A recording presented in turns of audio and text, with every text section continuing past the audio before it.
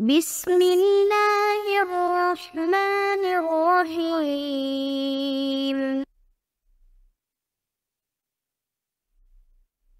نحمدہ ونصلی علی رسولہ الکریم والحمد للہ رب العالمین۔ السلام علیکم ورحمۃ اللہ وبرکاتہ۔ آج ہم سنن نسائی کا سبق نمبر 4 شروع کرنے جا رہے ہیں۔ اگلے سبق کی طرف بڑھنے سے پہلے ہم خلاصہ جات کو ایک نظر دیکھ لیتے ہیں۔ گزشتہ سبق میں ہم نے مسواک کی شرعی حیثیت کے بارے میں جانا، مسواک کی اقسام کے بارے میں جانا اور مسواک کرنے کا موقع و محل دیکھا، اور آج کے سبق میں ہم زبان پر مسواک کرنے کے جواز کے بارے میں جانیں گے، اور امام اپنی رعایا کے سامنے مسواک کر سکتا ہے اس کے بارے میں پڑھیں گے، اور یہ جانیں گے کہ کیا عہدہ طلب کرنا جائز ہے یا نہیں جائز ہے تو کن صورتوں میں جائز ہے، اس کے بارے میں انشاءاللہ آج کے سبق میں جانیں گے۔ اب ہم آج کے سبق کی طرف بڑھتے ہیں۔ بابن کیف یستاک، یعنی مسواک کیسے کرے۔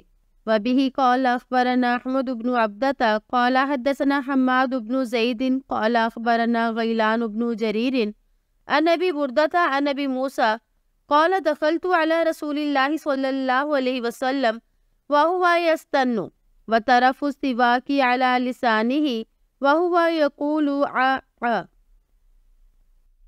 حضرت ابو موسیٰ رضی اللہ عنہ سے روایت ہے کہ میں رسول اللہ صلی اللہ علیہ وآلہ وسلم کی خدمت میں حاضر ہوا اور وہ مسواک فرما رہے تھے، اور مسواک کا کنارہ آپ کی زبان مبارک پر تھا اور آپ آ کر رہے تھے۔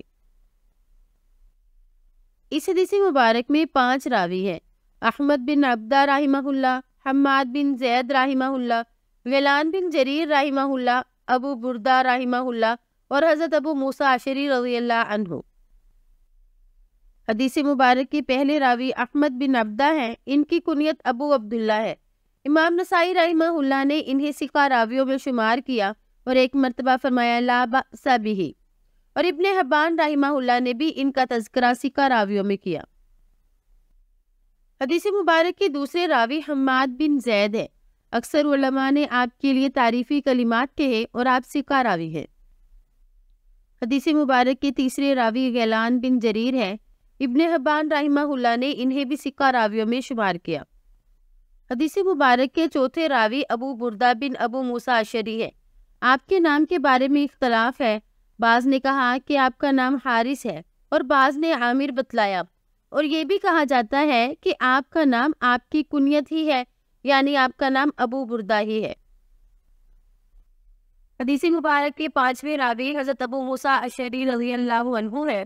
آپ نے مکہ میں ہی اسلام قبول کر لیا تھا، پھر ہجرت کر کے حبشہ کی طرف تشریف لے گئے، پھر کشتی والوں کے ساتھ مدینہ تشریف لائے اور خیبر میں آپ نے اسلام سے ملاقات کی۔ حدیث مبارک کی سند سے فارغ ہو کے اب ہم حدیث مبارک کے متن کو دیکھتے ہیں۔ اس حدیث سے ہمیں معلوم ہوا کہ مسواک کتنا بڑا، کتنا عظیم الشان عمل ہے کہ آپ علیہ السلام نے اپنے صحابی کے آنے پر بھی اس عمل کو ترک نہیں کیا، اور اس حدیث سے ہمیں معلوم ہوا کہ آپ علیہ السلام کس انداز میں مسواک فرماتے تھے۔ اس حدیث سے ہمیں معلوم ہوا کہ مسواک کرنے کا مقصد پورے منہ کی صفائی ہے، یعنی دانتوں کے ساتھ ساتھ زبان کی بھی صفائی کی جائے۔ اسی طرح حلق کی صفائی بھی مقصود ہے، جیسے کہ حدیث مبارک میں یہ لفظ ہے کہ آپ علیہ السلام آ فرما رہے تھے، گویا کہ آپ علیہ السلام مبالغے کے ساتھ منہ کی صفائی فرماتے تھے۔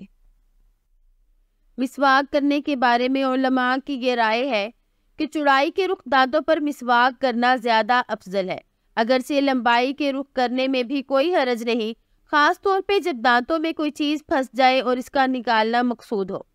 اور جس حدیث مبارک میں یہ فرمایا کہ ارزن کی جائے طولن نہ کی جائے، تو بعض حضرات نے فرمایا کہ اس کی سند ضعیف ہے، اور بعض نے کہا کہ یہاں پر افضلیت مراد ہے، یعنی افضل یہ ہے کہ دانتوں پر چوڑائی کے رخ کی جائے۔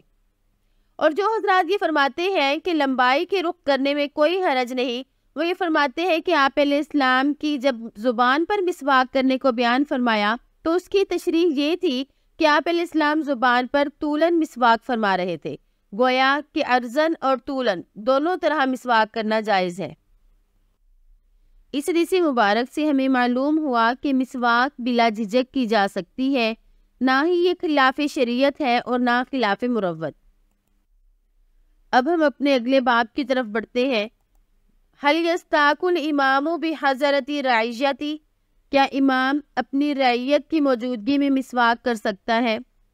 وبہ قال اخبرنا عمرو بن علی حدثنا یحییٰ وهو بن سعید قال حدثنا قرۃ بن خالد قال حدثنا حمید بن ہلال قال حدثنی ابو بردۃ عن ابی موسیٰ قال اقبلت الى النبی صلی اللہ علیہ وسلم ومعی رجلان من الاشعریین احدهما عن یمینی والآخر عن یساری ورسول اللہ صلی اللہ علیہ وسلم یستاک فکلاہما سأل العمل قلت والذی بعثک بالحق نبیا ما اطلعان علی ما انفسہما وما شعرت انہما یطلبان العمل فکأنی انظر الى سواکہ تحت شفتہ خلصت فقال انا لا لن نستعین علی العمل من ارادہ ولكن اذهب انت فبعثه على اليمن ثم اردفه معاذ بن جبل رضی اللہ عنہما۔ حضرت ابو موسیٰ اشعری رضی اللہ عنہ سے روایت ہے کہ میں رسول اللہ صلی اللہ علیہ وآلہ وسلم کے پاس آیا جبکہ میرے ساتھ 2 اشعری اور بھی تھے، ایک میرے دائیں تھا اور دوسرا میرے بائیں، اور اللہ کے رسول صلی اللہ علیہ وآلہ وسلم مسواک فرما رہے تھے۔ ان دونوں نے آپ صلی اللہ علیہ وآلہ وسلم سے عہدہ طلب کیا۔ میں نے کہا قسم ہے اس ذات کی جس نے آپ کو سچا نبی بنا کر بھیجا، انہوں نے مجھے اپنے دلی ارادے سے مطلع نہیں کیا، نہ ہی مجھے یہ اندازہ تھا کہ یہ آپ سے کوئی عہدہ مانگیں گے۔ مجھے یوں لگتا ہے کہ میں اب بھی دیکھ رہا ہوں کہ آپ صلی اللہ علیہ وآلہ وسلم کی مسواک آپ کے ہونٹ مبارک کے نیچے ہے اور ہونٹ سکڑا ہوا ہے۔ آپ صلی اللہ علیہ وآلہ وسلم نے فرمایا تحقیق ہم سرکاری منصب پر کسی ایسے شخص کا تعاون حاصل نہیں کرتے جو اس کا طلبگار ہو، لیکن تو اپنے عہدے پر جا۔ پھر آپ صلی اللہ علیہ وآلہ وسلم نے انہیں یمن بھیج دیا، پھر آپ نے ان کے پیچھے حضرت معاذ بن جبل رضی اللہ عنہ کو بھی بھیج دیا۔ اس حدیث مبارک کی سند میں 6 راوی ہیں، عمر بن علی، یحییٰ بن سعید، قرۃ بن خالد، حمید بن ہلال، ابو بردہ اور حضرت ابو موسیٰ اشعری رضی اللہ عنہ۔ حدیث مبارک کے پہلے راوی عمر بن علی ہے اور ان کی کنیت ابو حفص ہے۔ امام نسائی رحمہ اللہ نے انہیں ثقہ راویوں میں شمار کیا۔ حدیث مبارک کے دوسرے راوی یحییٰ بن سعید ہے۔ امام نسائی رحمہ اللہ نے انہیں بھی ثقہ راویوں میں شمار کیا۔ حدیث مبارک کے تیسرے راوی قرۃ بن خالد ہے اور ان کی کنیت کے بارے میں یہ بھی کہا جاتا ہے کہ ان کی کنیت ابو محمد تھی۔ امام نسائی رحمہ اللہ نے فرمایا کہ یہ ثقہ راوی ہے اور ابن حبان رحمہ اللہ نے بھی ثقہ راویوں میں ان کا شمار کیا۔ حدیث مبارک کے چوتھے راوی حمید بن ہلال ہے اور ابن حبان رحمہ اللہ نے انہیں بھی ثقہ راویوں میں شمار کیا۔ حدیث مبارک کے 5ویں اور 6ٹھے راوی کا تذکرہ پہلے ہو چکا۔ حدیث کی سند سے فارغ ہو کے اب ہم حدیث کے متن کی طرف بڑھتے ہیں۔ حدیث مبارک سے ہمیں یہ معلوم ہوا کہ جب حضرت ابو موسیٰ اشعری رسول اللہ صلی اللہ علیہ وآلہ وسلم کے پاس تشریف لائے تو آپ کے ساتھ جو 2 آدمی تھے وہ انہی کے قبیلہ یعنی قبیلہ اشہر کے افراد تھے، اور بعض حضرات نے یہ فرمایا کہ یہ ان کے چچا کے بیٹے تھے، لیکن ان کے نام کی صراحت موجود نہیں ہے، شاید کہ ان کے نام کا پردہ رکھ لیا گیا ہو، لیکن نام کے معلوم نہ ہونے کی وجہ سے اس حدیث مبارک پر کوئی اثر نہیں پڑے گا، کیونکہ کئی دوسری احادیث سے بھی ہمیں معلوم ہوا کہ آپ علیہ السلام زبان پر بھی مسواک کرتے تھے۔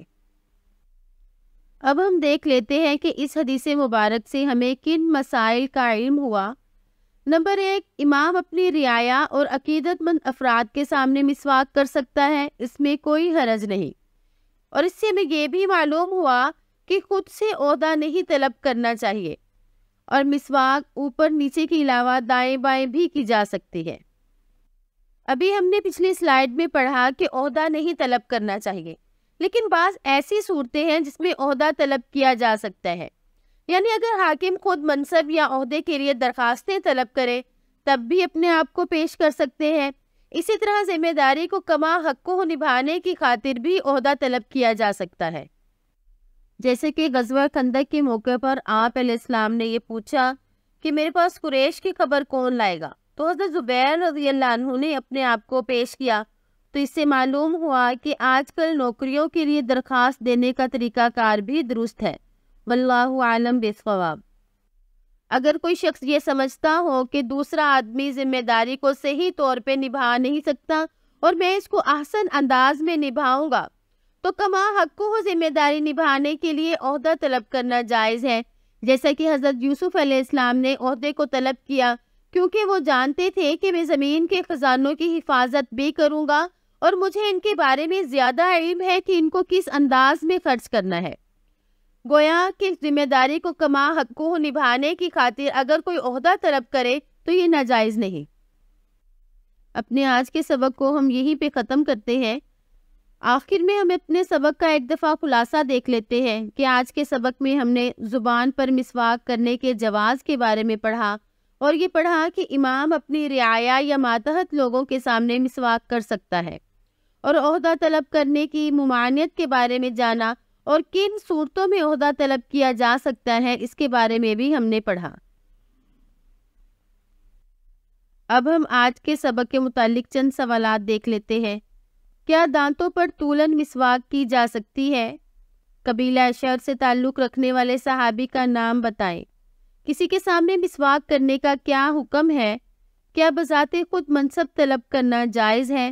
امید ہے کہ آپ ان تمام سوالات کے بہترین انداز میں جواب دیں گے۔ امید ہے کہ آپ کو آج کا سبق سمجھ آ گیا ہوگا۔ اگلے سبق تک کے لیے اجازت چاہوں گی۔ السلام علیکم ورحمۃ اللہ وبرکاتہ۔